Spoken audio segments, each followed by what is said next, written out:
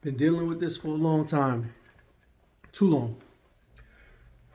My name is Andrew. I go by Drew as well. I've been an asthmatic since I was 8 months old. I want to talk to you guys about something nobody's ever told you about asthma. And I became aware of it not too long ago. I wish I had known much sooner. I'm 39 years old, and when I was 8 months old, I was intubated. My mother was so scared seeing and hearing her baby breathe like that, and the noise and the discomfort and the panic of a parent looking at her child like that. And now that I'm a father and my baby girl is 7 months old, I have to watch as she's starting to eat solid foods and make sure that she's safe also. What am I getting at? Well, one of the causes of asthma that nobody talks about is food. And the reality is, we live in a world where nobody wants to be held accountable for anything that they do. So they're prescribing steroids in the version of Advair and prednisone, and they're prescribing a lot of albuterol, Ventolin, same thing. I've been taking this my entire life. Who knows what long-term effects this can have later on. We just live in a world where we don't take accountability for our actions. And the truth is, you need to be responsible for the food that you eat and the activities that you do and the preventive maintenance that you put on your body. If you're eating food and in the middle of the meal, you're blowing your nose, it's letting you know, your body is giving you a warning sign that something's wrong. Something in the food is not for you. It's not healthy for you. Your body's finding it inflammatory.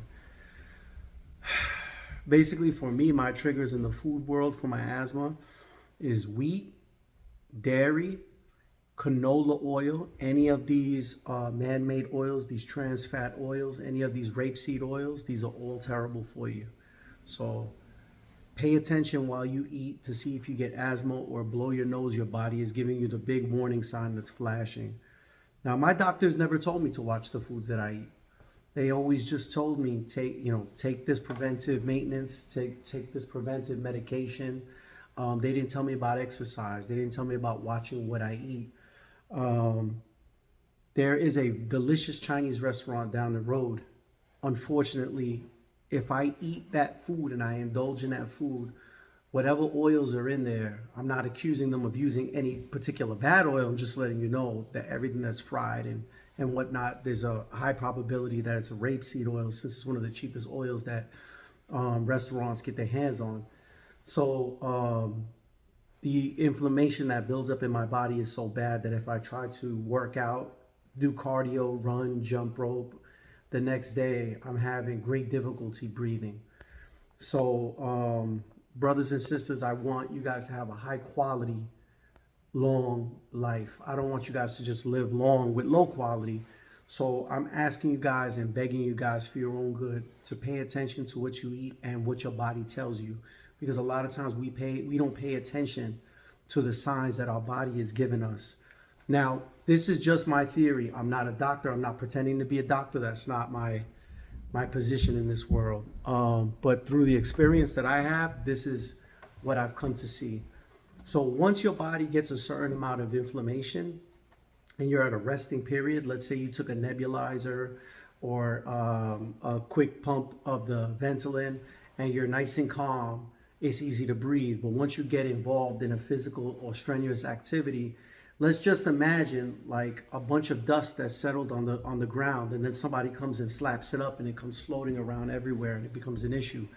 That's what I can compare being very highly inflammatory with. So like, let's say, for instance, I ate that Chinese food, then a couple of hours later or even the following day I wanted to go to the gym and I wanted to run a mile. I would have great difficulty because the level of inflammation in my body is so high. So we need to eliminate that inflammation or prevent as much of it as possible from even being there from the get-go.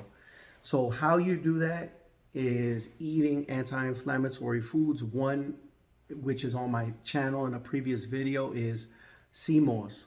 Sea moss is incredibly powerful at being an anti-inflammatory. If you're coughing up a lot of phlegm or things of that nature, or you're noticing the inflammation in your back or wherever it might be, take something like that. There's all types of different anti-inflammatory stuff that you could indeed take. But that's one thing that I would recommend. There are several others, maybe another video for those. But guys, my entire life,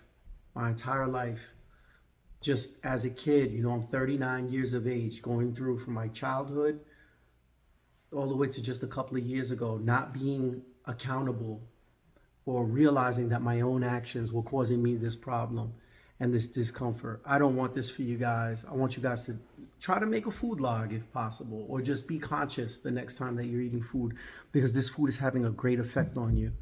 And yeah, sometimes I fall off the bandwagon because the food is delicious, but read the back of labels. If you see canola oil in there, try to dodge it like the plague. If you want pizza, maybe one slice. Exercise self-discipline, because our health is our responsibility, not the responsibility of pharmacology or, you know, whatever. It's not the responsibility of Burger King to watch your health. Their responsibility is to make profits for their shareholders. And they are very much like every other fast food and American chain that's out there. But yeah, going to school as a kid, I would always have a pump on me. I was never really involved in gym class and things like that. I run on a constant basis so that I can become aware of how much inflammation is currently in my body. And if I have trouble with asthma, then I know I got to step back from the foods I've been eating, start making my rice at home, start grilling meat, start eating vegetables, start eating fruits, fresh fruits, and staying away from dairy and wheat, especially. Those are two of my biggest triggers, and most likely you and I are not too far apart. There are other triggers that are not related to food, such as animal fur, you know, like dander and cold weather, but these ones are almost out of your control if you live in the Northeast like I do, or in a cold climate. So so guys, yeah, your doctor's not going to tell you. They're going to want to give you steroids, which is going to ruin your hormone levels and it's going to make you uncomfortable. It's going to give you a lot of energy at night. You won't be able to sleep. Disgusting, repetitive cycle. It messes with your mood. You don't want to mess with hormones. You don't want to mess with steroids, catabolic or anabolic. Both of them are bad news. So yeah, guys, now I'm starting to ramble. So I do apologize. I wish you guys health and happiness in 2024. But yeah, food. How many of you guys know that? How many of you guys are holding yourself responsible for what you put into your body? You know, this is a gift from God, our bodies. So let's take care of them, and let's take care of each other with the knowledge that we come to receive. All right, guys? Hey, I had a shot with the fellas at the barbershop, and that shot got me wheezy. It was a shot of coquito, and that, as we know, has a lot of milk in it, and probably condensed milk, and plenty of sugar, which brings me to my final point: sugar as well. Sugar is a big problem, especially white sugar. Just be cautious, guys. Be very cautious. There's always a healthy substitute for all the things that you like, so just take your time looking.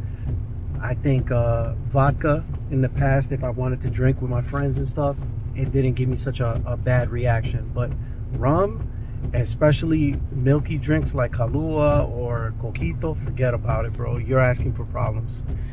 All right, my people, that's just one more quick thing that I happened to remember. Good night, guys.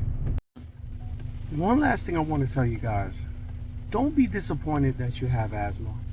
At the end of the day, look at the silver lining. The silver lining is this: your body is warning you that something is wrong. It's not happy with something, whether it's something you take in or something that's around you.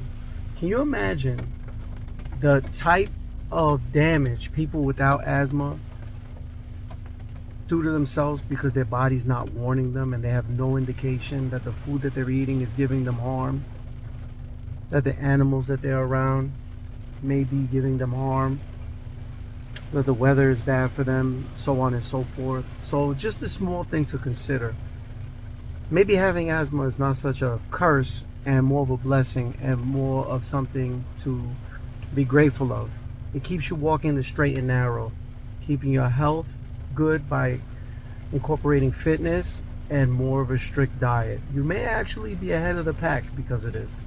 So I try to look for the sterling silver lining, and there you go. Maybe I'm wrong. I'm trying to look at things in a positive way. It's all about your mindset. Set your mind up to positive thoughts and be an optimist, and it's easier to smile during the day. It's easy to get through the hard times.